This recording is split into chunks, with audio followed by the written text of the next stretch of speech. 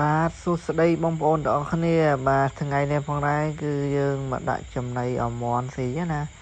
អានេះមន់យើងចិញ្ចឹមបែបធម្មជាតិនៅផ្ទះបងប្អូនហ្នឹងយើងចិញ្ចឹមលក្ខណៈគ្រួសារអញ្ចឹងណានិយាយទៅយើងនៅស្រុកស្រែជនបទយើងអត់មានអីទេយើងឆ្លៀតចិញ្ចឹមសត្វតិចតួចគ្រាន់ទុកធ្វើម្ហូបពេលណាយើងត្រូវការចង់ហូបអីចឹងយើងមានមន់ស្រែស្រាប់ចឹងយើងអត់ចាំបាច់ដើររត់ទិញ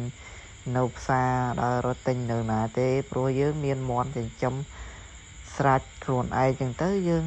ចង់ធ្វើពេលណាក៏បានអត់បញ្ហាទេចឹងណាហើយយើងចិញ្ចឹមនេះគឺយើងបាទយើងដាក់ចំណីឲ្យវាស៊ីបងប្អូនយើងអត់បានហាន់បន្លែទេយើងដាក់ចំណីជាមួយនឹងបាយបាទបាយយើងហ្នឹងយើងដាក់ជាមួយនឹងកន្ទក់ច្បល់ចូលគ្នាយើងដាក់ទៅយើងដាក់ត្រង់ធំនោះហើយយើងដាក់អាកូនមន់នៅត្រង់នេះទៅអានេះវាប៉ាន់កពួនជើងហ្នឹងគឺយើងល្មមឲ្យស៊ីចំណីមន់ធំដែរអញ្ចឹងណាហើយពីវានៅទូចយើងឲ្យស៊ីចំណីកូនមន់ដើម្បីកុំឲ្យវាក្រិនវាក្រេះវារាកវារុះវាឆាប់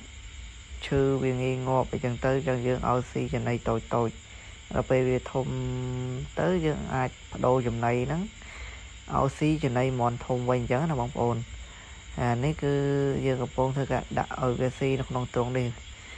ហើយយើងដាក់នៅទ្រុងហើយអស់ហើយយើងឲ្យវាស៊ីពួកអានៅក្រៅនេះដោយសារតែវាចឹកគ្នាពេកអញ្ចឹងទៅក៏ប្រឡែងវាចេញក្រៅខ្លះបងប្អូនបើសិនជាយើងទុកវានៅក្នុងទ្រុងហ្នឹងច្បាស់ជាខំគ្នាចឹកគ្នាអាយាយងាប់អស់ហើយអញ្ចឹងហើយយើងក៏ប្រឡែងអាណាខូចហ្នឹងវាចេញដើរនៅក្រៅហ្នឹងឲ្យស៊ីខាងក្រៅវិញហើយឲ្យស៊ីហ្នឹងវាមិនស្រួលទេបងប្អូននិយាយទៅមេមន់អីបានមកអាកោកបានមកយើងធ្វើការដេញវាតែដេញទៅវាផ្អើលដែរអញ្ចឹងណាហើយគ្រាន់តែនៅក្រៅហ្នឹងប្រហែលចូល10ជាងបងប្អូនប៉ុន្តែនៅក្នុងទ្រុងនោះទូចហ្នឹងប៉ុណ្ណឹងគឺ10ទៀតហើយទ្រុងធំនិយាយទៅអាណាខូចហ្នឹងគឺអត់ទុកឲ្យវានៅក្នុងហ្នឹងទេមកតែចឹកគ្នាបងប្អូនអញ្ចឹងហើយយើងប្រឡែងវាចេញខាងក្រៅអញ្ចឹងណាហើយមួយថ្ងៃយើងឲ្យវាស៊ីមួយថ្ងៃ3ដងបងប្អូនបាទព្រឹកថ្ងៃល្ងាចអញ្ចឹងយើងធ្វើការដាក់ឲ្យវាស៊ីឲ្យទៀងទាត់អញ្ចឹងវាឆាប់ធំអញ្ចឹងណាហើយអានេះមន់យើងចិញ្ចឹមលក្ខណៈគ្រួសារបងប្អូនយើងចិញ្ចឹមច្រើនពេករកអីមិនបានស៊ីទេអញ្ចឹងយើងចិញ្ចឹមមកល្មមទៅទុកគាត់ធ្វើម្ហូប